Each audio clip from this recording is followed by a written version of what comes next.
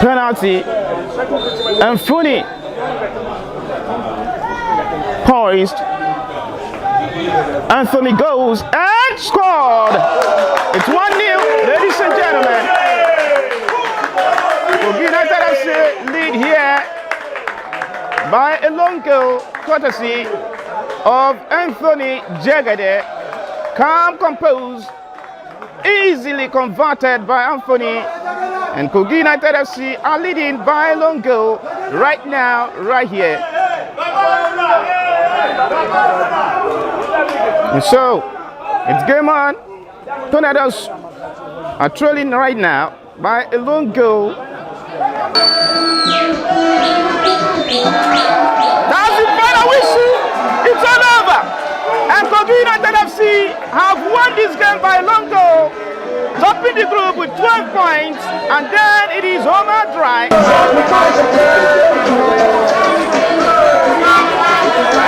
First of all, I have to acknowledge give God the glory, and I have to acknowledge the boys have done very well.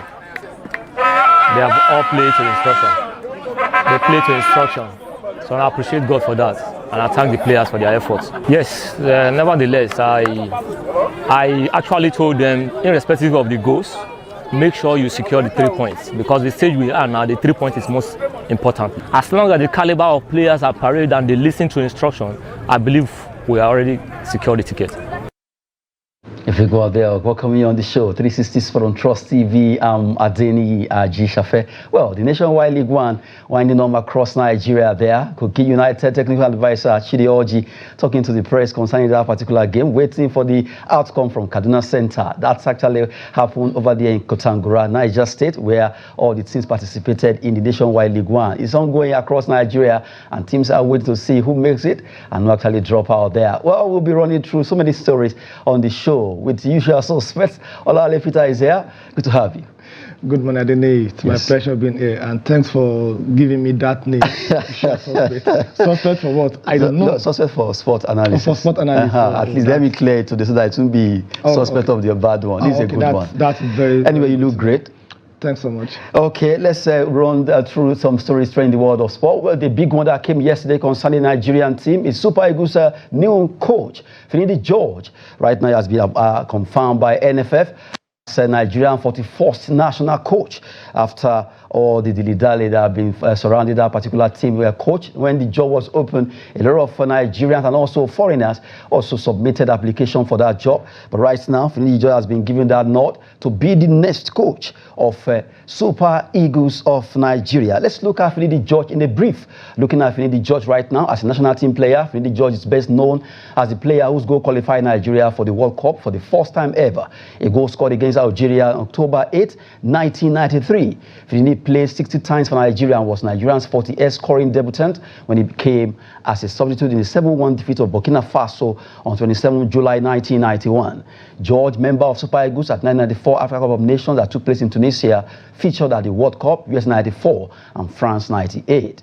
George is the 41st person to occupy the position of Super Eagles coach since the hardcore engagement of John Finch, former Fulham winger, in 1949. In his baptism as an interim national coach, he scored edged Ghana 2-1, ending an 18-year winless streak against the Black Stars, when then lost 0-2 to Mali in the second game. The loss to Mali was the first time Nigeria had been beaten by Mali since 1972. His major task is to qualify Nigeria to 2026 World Cup. That's a big Herculean task before Finidi George right now, as he has taken over as the coach of Super Eagles.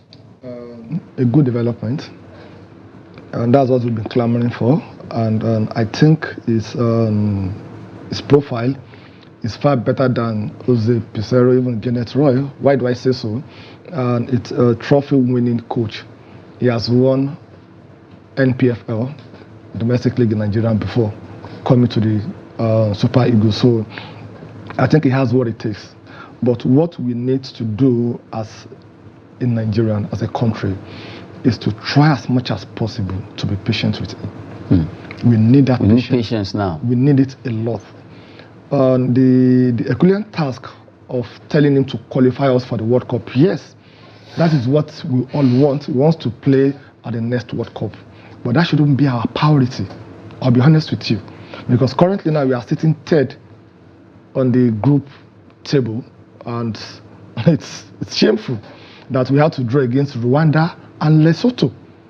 And we still have to play Benin Republic. It's going to be a derby. We're going to play South African, knowing fully what happens between the Super Falcons and the Bafana Babes. We dislodge them from going to play at the Olympic. They're also the semi-final of the just concluded AFCON also. We dislodge the Bafana also. So it's going to be a very equivalent task. So we shouldn't give him that pressure. To be honest with you, if you ask for my opinion, it's for us to have a team and have a style of play. But if you give him that pressure that your first job is to qualify us for World Cup, what we'll be doing is kick and follow. How do we get there? If we get to that World Cup, and if we don't have a style and pattern of play, what will become the Super Eagles at the World Cup? Are you just going there to mark attendance? See, we have to understand that the process takes time. But once you get the right process, look at Senegalese team, for example. They didn't get to where they got to just within 1 year or 2 years. Look at the Moroccan team also that got to the semi-final. It is not their first attempt. So we have to be very patient with Finidi George. We have to support him wholeheartedly, the way we've been supporting the foreign coaches also. In fact, he is the 14th indigenous coach that will be appointed as a national team coach. And none of them have spent more than 3 years. Christian Chukwu, between 2001 to 2004, he was a coach. He spent 3 years. And then also later, Stephen Keshi, between 2011 to 2014, 3 years. But we had people like Kenneth Roy that we gave about 6 years. We have Clemens Westerb that we gave about 6 years. So what stopped us from having and adopting that also? Let's come with a plan, with a strategy, with an academy of this is how we want the Super Eagles to transform. I think that's what we should be looking into now. We shouldn't be looking into, Finidi George is not our coach. The next thing will put the pressure of qualifying us. No, it should be part of his KPI. It should be part of the priority. But what we need now is we need a team. We need a pattern of play. We need players. I'm not saying we need players. We need players. We need Victor Osimhen, Boniface, if they are not playing today, who can represent them? This same Finidi George that qualified us for the our first ever World Cup. He came from where? He plays with Calabar Rovers, FC Sharks of Port Harcourt, before he went to Ajax. So he was what? He was brought from home. So we have to start looking into this. And don't forget, this same Finidi George, he was the one that gave the assist that Rashidi Yekini scored against Bulgaria during our first. So he has been there when it comes to the pitch. He has won about 8 titles with Ajax. He has won the Champions League also. So as a player, he has achieved. As a coach also, he has not done so bad. But what we need now, we need to support him. The players, his ex-teammates, even with the press, the media, everybody, we need to support him. We need to criticize him constructively. When he's doing something wrong, we have to let him know that this is what you're doing. But if he's doing something right, we should let him know. Now, a lot of people are criticizing him that we lost against Mali. We've never lost to Mali before since 1972 or so. What about the Ghanaian team that he defeated? Nobody's talking about it. It was actually mentioned there. No, I'm talking about the people outside there. If you look at the comments since yesterday, yes. Nobody's talking about the Ghanaian team that they've been beating us left, right, and center for 18 years. For 18 good years.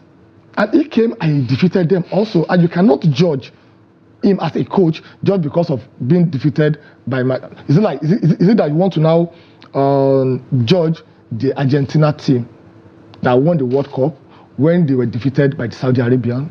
No.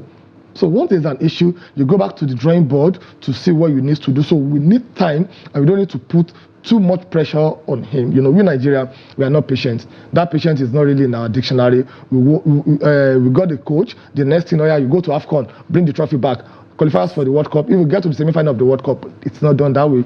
It should be a gradual process. But I have absolute confidence in Finidi George. He's very calm, he's very, very intelligent, and he has what it takes to take us to that promised land if given the time needed. If given the time right now, we need to support Finidi George. According to Olale Peters, Nigerians out there, all we need to do is to give him that particular support that he needs and also be patient with him. Well, let's see who NFL will be approving the assistant. News have been having it that it could be a Mokachi, it could be a Munike, it could also be a Sen. Well, we'll wait to see what's going to be happening concerning that. But right now, Finidi George is at the end of affairs with Super Eagles. Let's see how the ball rolls right now in his own court.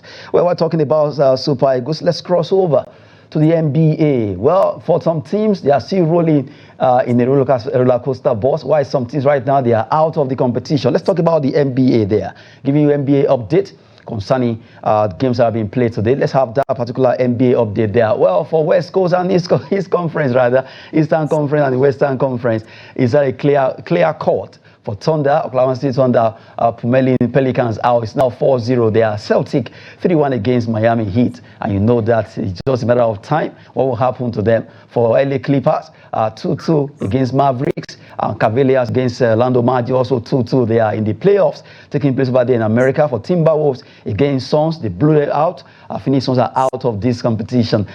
For Milwaukee Bucks and Indiana Pacers, well, right now they have 3-1. For Indiana Pacers, just one more game and they just bundled Milwaukee Bucks out of it. For Denver Nuggets, also blew out LA Lakers despite LeBron James as the king there. Well, Nuggets celebrating the fact that they were able to do it 4-1 in this series of playoffs in the Western Conference there. Well, in the Eastern Conference, New York Knicks, they are standing with 3-1 against Philadelphia 76ers. Just to give you that particular update how it's going in the Eastern and Western Conferences over there in the NBA. For teams like Phoenix Suns, Los Angeles Lakers, and also Pelican Stars, they are out of any hope concerning the NBA playoff conference. Well, let's see what happens concerning the one that has to do with Orlando Magic, Cavaliers, Clippers, and also Dallas Mavericks. I still hope for all of the teams that are playing there. Well, we cross over away from the NBA right now. Let's talk about the big one happening today between the two giants over there in Europe. UEFA Champions League semi-finals, where Hurricane will be facing Jude Bellingham at Allianz Arena. Allianz Arena is the home of Bayern Munich, the one they call the Bavarians, hosting the most successful club when it comes to Champions League, Real Madrid, tonight. What will be happening concerning this game? Harry Kane, English player, versus Jude Bellingham, another English player, but different clubs right now that will be coming up. Right now, let's start with a live while we join our South African lady that will be joining us from South Africa, their sports content creator in the place of Diteboho Melula. If you're there, good to have you, Melula. Let's talk about Champions League first. Good to have you. You look beautiful. Good to have you once again. Thank you so much. Thank you so much for having me as well. Okay. So, Bayern versus Real Madrid. Let's start with you before the guests in the studio will actually contribute. Bayern versus Real. They will be at home against Real tonight. And it's a match that a whole world will be looking at, be watching to see who will triumph. Let's start from you. The Bavarians, Bayern Munich, we know how wounded they've been this season concerning the German Bundesliga, but you never can say never, because that team, a lot of people are saying maybe they will overrun Real Madrid. Is this where they will show their class or what? You see, one thing about the Champions League is that it is a competition of luck. So despite how your form is in the league, you could go to the Champions League and actually do better than you thought. And as much as Real Madrid are a very, very good team, they are the most successful team in the Champions League. We should not be sleeping on what Bayern Munich could do against Real Madrid. They're still a big club. They still have great players, great quality players in their squad that can take Real Madrid to the end if needs be. So it's going to be a very, very interesting game, this one to look out for. But I don't think it will be a clean sweep for Real Madrid, as a lot of people think it will. Okay, since you're actually standing on the fence right now, this is Boho there joining us from Johannesburg. And now let's hear from Olale Peters, your own view concerning this match. Okay, it's going to be, excuse me, it's going to be an interesting match to watch. But I defy a bit that Champions League is a game of luck.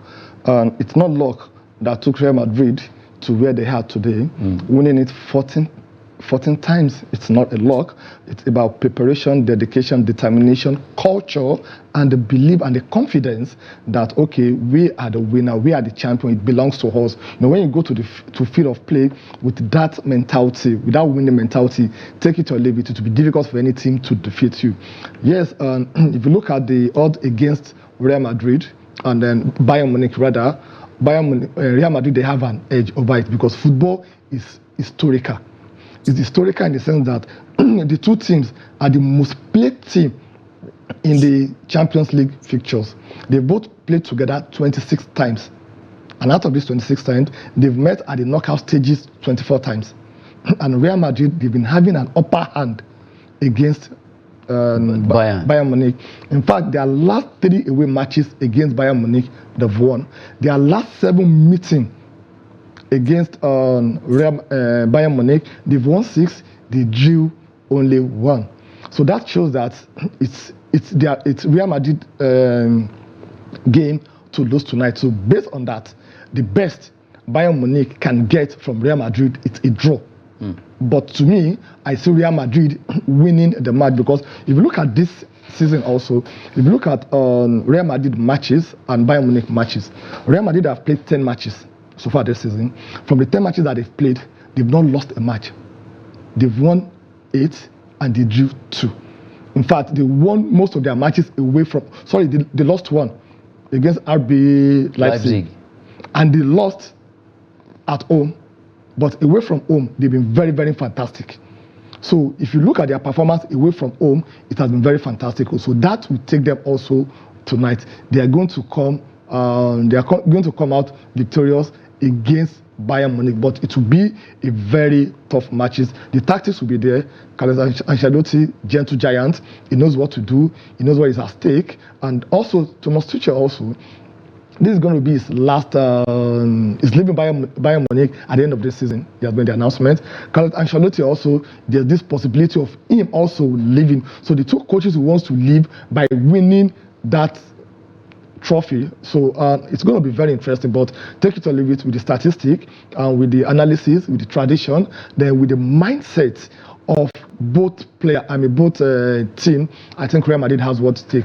If you look at the statistic between even Bellingham, who happens to be the point man for Real Madrid, and you look at Harry Kane also, both of them are doing very, very well. In the Champions League, Bellingham has played 8 matches, scored 4 goals, made 4 assists. So that means for all the 8 matches that he played, he has contributed. Then if you look at Harry Kane also, he has played 10 matches. He scored 7 goals and he made 3 assists. So for the 10 matches that he played also, he has contributed. So it's going to be a battle between 2 English players tonight. But take it or leave it, the athletic Real Madrid, the energetic Real Madrid, the young Real Madrid, they'll come. Now, from your body language, the way you are mentioning Real Madrid, I'm suspecting that you're actually excited to win. What's your scoreline? Okay, 2-1. 2-1 for Real. For Real Madrid. Okay, the table there in Johannesburg. Let's have your own view concerning this game about the scoreline. According to Olale Peters in the studio, he's saying Real will win 2-1. Do you agree with that? Okay, well, it seems we couldn't get the table there. We're waiting for her to rejoin us so that we can actually continue on the show. But if you look at it, 2 players have been mentioned, Harry Kane, Jude Bellingham, 2 of them standing out, both from the same country, but playing differently with different clubs now. And you mentioned 2-1. Who is the player that will make that particular spark for you? Okay, I see both of them scoring tonight. I see Harry Kane scoring tonight. I see Bellingham scoring tonight also, and the other one can come from anybody. Okay, we wait to see who will be scoring for those 2 teams tonight. UEFA Champions League semi-final 4th leg coming up over there at the Bavarian home, Allianz Arena as they call it. Bayern Munich against Real Madrid. Big match coming up tonight. It's a huge one. Real Madrid fans all across the globe are hoping that they can go for the 15th one. But someone said that this is where you need to stop Real, because if they get to the final, they always have a different mentality. What a way to go. Well, let's look at this particular one before we go to the last one. Well, we're still hoping that the table can join us. Let's talk about Premier League. Premier League clubs back a plan to look at spending cap They are looking at getting the spending cap where some club, because it has been a big one for some club, an opportunity that they have so much money to spend. And you have some other clubs. So when they cap it, okay, you can't spend more than 300 million pounds. Then even if you want to spend 1 billion, you have to find a way back. Is there a way to make sure the fair play rule come into play? And it has its own advantage and disadvantage. And it has its own disadvantage also. If you look at what happened yesterday when they did the horror voting, and you have the clubs like Manchester United, like Manchester City, then Aston Villa, they voted no, and Chelsea, they abstained from voting. Why? What they are trying to propose now shows that you can spend between 70 to 85% of what you generated as revenue for wages, infrastructure, bonuses, and what have you. Between 70 to 85%. Now, on the other teams like Manchester United, they have a new owner that is ready to invest heavily. So it's like, why will you now to consider, Conference League or UEFA Champions League, you'll be able to get more revenue than if you are playing only the domestic league. So if you are not playing in Europe, you can spend between 80 to 85%, but if you are playing in Europe, you can spend only 70%, and that will give them a disadvantage. For example, now you want to buy Mbappe. Do you know how much Mbappe will cost it? Liverpool, Man City, or Man United, or Chelsea? I didn't mention Arsenal because I know you guys don't have the money, so I'm not mentioning Arsenal. Okay, so do you know? Wait. I know you're coming. I know you're coming. Sincerely, I have no plan. It hits you very hard. I have no plan to go Arsenal, Chelsea, but because you actually gone down that. I'm not talking about Arsenal, Chelsea. I'm talking about I'm talking about club that has the money. And you don't want to talk about Arsenal because they don't have the money. No, they don't have the money. Not that they don't have the money. They have the money, but they are still among the top richest club in England. Yeah, after Manchester City. Manchester United, Man United, Chelsea, Liverpool. So where is all the money you spend? Where has it gotten you now? Yeah, for the past 22 years, it has gotten us 20 trophies, two Champions League, yes, one World Club. What have you achieved? 22 years that you mentioned. Yes. So let's talk about what have you achieved today. Where are you? Okay, currently both of us, we are below. Where are you on the table? 9th position. What about you? You are 9th. You are where? Look at the table. Where is Chelsea? 9. No, Chelsea, you are 9th on the table, and currently now, you are what? You have been there before. You are an elephant that normally falls from the tree. Don't worry. In the next 2 weeks, we'll come back to this studio, me and you will do the analysis. It happened last year. It happened years before. Your case is like a case of a child with a very brilliant, fantastic, exceptional handwriting, but always failing an exam. But this one is passing it. It's passing this one. Okay. I'm happy you're saying this in front of our viewers. We'll come back after 2 weeks and we'll repeat the statement. Let's see how it goes anyway. No, let's see how it goes. This actually reminds me, if you recall, Arsenal versus Chelsea match that they walloped them, you were saying, and I asked you that day, I said, what if Arsenal win that match, which they won? I don't want to use one word. I will have borrowed a Nigerian fan and I say fantabulously. Okay, yes, you won, and kudos to you. Arsenal, they deserve to win, but Chelsea don't deserve to lose up to that 5-0. But it happens. It has happened before that Chelsea also have defeated Arsenal 6-0 during Jose Mourinho time. So just subtract your 5 from 6. You are still winning us 1 goal. Let's move. But anyway, finding a way to just cut the whole thing. But it's still 1-0. You guys try, you deserve it. Anyway, we've been throwing some banter in the studio while we talk about Premier League there, where they're trying to cap that particular league there. Some clubs are backing it, and some are saying, no, let's wait and see what's going to be happening. Just to digress a bit. But right now, let's talk about our lady of the moment. Her name is Chiamaka Nnadozie. She has done well for herself right now. She has actually emerged as best goalkeeper over there in France, French Women's League there. Congrats to Chiamaka Nnadozie for picking that award yesterday in France. Yeah, we are proud of her. We are proud of what she has achieved. And I think what she needs to do right now is to try as much as possible to continue. She shouldn't allow this to get into her head. And having won it in Africa, won it in France, the next is to win it in the world. And she has what it takes. It's not easy for a goalkeeper to save 5 penalties in 8 matches in Champions League. So I would even suggest to her that she should try and organize a master class on tactics, strategy on how to stop a penalty. I think she's going to make a lot with that. So I think she's very good. I know no doubt about her capacity. She's just 27 years old, so that means she still have a lot of years ahead of her. So we congratulate her. We are very proud of what she has achieved. Congratulating Chiamaka Nnadozie, the Nigerian international over there in French League One for women. Yesterday, she was able to pick the award as the best goalkeeper. Don't forget the Shawinga, the Malawian lady, actually picked the best player. Celebrating them of our lady, Chiamaka, we continue to push her to success. Congrats to her, congrats to Nigeria. And right now, for Super Eagles, Finidi joy at the end of affairs. Let's see what happens. Let's give him patience. According to Olawale Peters, we appreciate Zeboho Lula, who actually joined us from Johannesburg, even though maybe network or thereabout couldn't allow to continue with us. So apologies for that. Hopefully, we'll see our next time. Olawale Peters, thank you very much for coming on the show. Thank you, Adeni. You know, it's my pleasure being here on 360 Sports on Trust TV. Okay, so good one. I'm Adeni Aji Shafe. Thanks for watching.